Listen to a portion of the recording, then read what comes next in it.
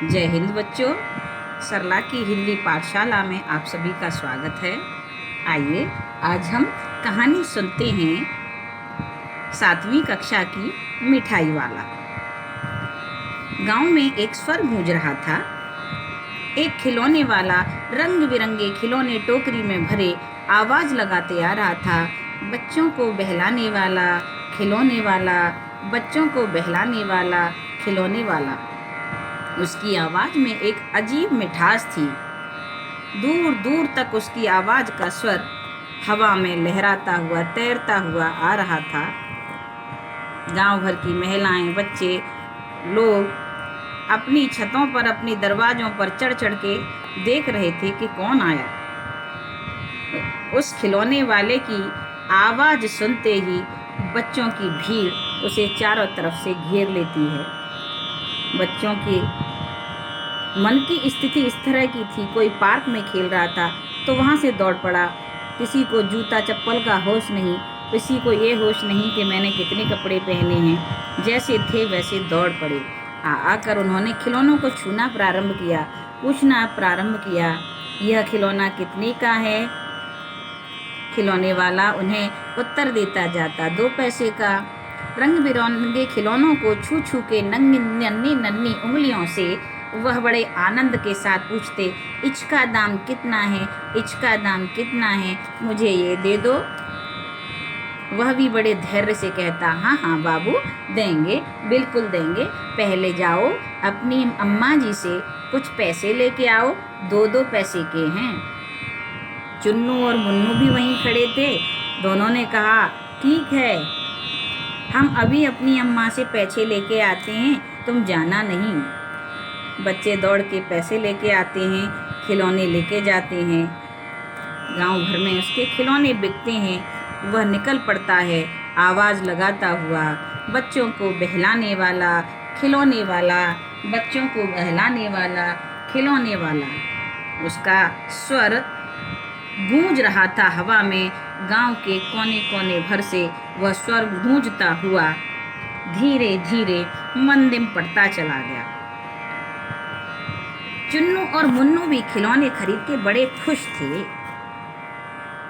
माँ ने पूछा, देखा कि चुन्नू ने हाथी खरीदा और मुन्नू ने घोड़ा खरीदा। माँ ने पूछा, अरे ओ चुन्नू मुन्नू, कितने के खरीदे ये खिलौने? चुन्नू मुन्नू ने जवाब दिया, माँ, हमने 2-2 पैसे के खरीदे।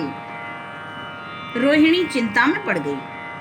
सोचने लगी, इतने अच्छे खिलौने कोई 2 पैसे में कैसे दे सकता है? इतना सस्ता खिलौना देके जाता है वो। उसका कोई कारण तो होगा। ऐसा क्या है कि वो इतने सस्ते खिलौने दे जाता है? खैर, बात आई और गई। 6 महीने बीत गए। 6 महीने बाद एक स्वर फिर सुनाई देता है। इस बार स्वर में सुनाई दिया, बच्चों को बहलाने वाला मुरलिया वाला, बच्चों को बहलाने वाला मुरलिया वाला। दूर से ये आवाज़ आ रही थी। गांव भर के लोग आपस में बात कर रहे थे। बूढ़े काका ने कहा, कितनी मीठी मुरली बजाता है। दूसरे व्यक्ति ने कहा, हाँ, और उसकी आवाज़ में भी बड़ा दर्द और जादू है, कैसे फेरी लगाता है। तीसरे ने कहा, पर यह बात समझ में नहीं आती, वो इतनी अच्छी अच्छी मुरलियाँ कैसे इतने सस्ते में बेच जाता है। यह स्वर पूरे गांव में गूंज रहा था, बच्चों को बहलाने वाला मुरलिया वाला। रोहिणी ने जब यह स्वर सुना तो वो दौड़ी दौड़ी अपने पति के पास गई। उसने कहा, सुनते हो जी, देखो मुरली वाला आया है, चुन्नू मुन्नू के लिए खरीद लें। उस समय उनके पति अखबार पढ़ रहे थे। ठीक है, खरीद लेते हैं। जाकर बाहर देखते हैं, आवाज लगाते हैं, अरे ओ मुरली वाले। हाँ बाबूजी, आता हूँ, मुरली चाहिए? कितनी मुरली चाहिए?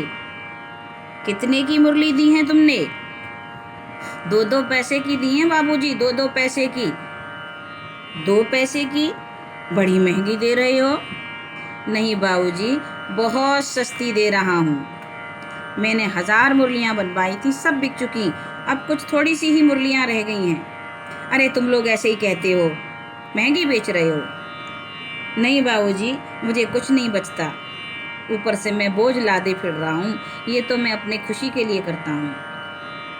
ठीक है, लाओ 2 मुरली दे दो। 2 मुरली लेकर चुन्नू और मुन्नू के पिताजी चले जाते हैं। मुरली वाला आगे निकल जाता है, बच्चे उसे फिर घेर लेते हैं। धीरे धीरे मुरली वाले की सारी मुरलियाँ बिक जाती हैं। वह निकल जाता है आगे। हवा में फिर वही स्वर गूंजता है, बच्चों को बहलाने वाला मुरलिया वाला। कुछ दिन बीतते हैं। कई महीनों के बाद रोहिणी ने आज एक नया स्वर सुना, बच्चों को बहलाने वाला, मिठाई वाला। रोहिणी छत पर अपने बाल सुखा रही थी। जाड़ों के दिन थे, सर्दी थी। उसके कान में यह स्वर पड़ा। उसे लगा ये स्वर तो कुछ जाना पहचाना है।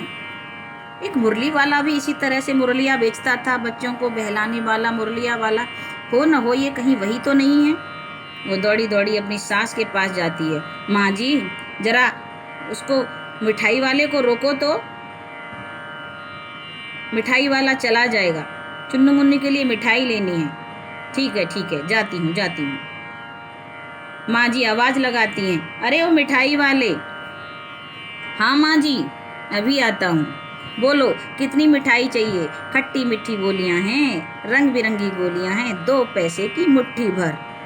लाला दे दे भाई, खूब दे दे, चुन्नू मुन्नू के लिए लेनी है। माँ जी मिठाई खरीदने बैठ जाती हैं। रोहिणी चिक के पीछे से पूछ लेती है, भैया क्या तुम मुरली भी बेचते थे? क्या तुम खिलौने भी बेचते थे? मिठाई वाले ने कहा, हाँ ये एक लंबी कहानी है। अरे अब तुमने कहा है तो बता भी दो। मिठाई वाले ने कहा, अब ये क्या बताऊं, मेरा भी एक बहुत प्यारा सा संसार था जो अब नहीं है। मैं ये अलग अलग तरह के सामान बेचकर बच्चों के चेहरों में अपनी खुशी देखकर अपने मन को संतोष कर लेता हूँ। इसी बीच चुन्नू मुन्नू आ जाते हैं, मिठाई की जिद करते हैं। मिठाई वाला उनकी हथेली में गोलियां रख देता है। माँ जी पूछती हैं, बताओ भाई इसका दाम कितना है?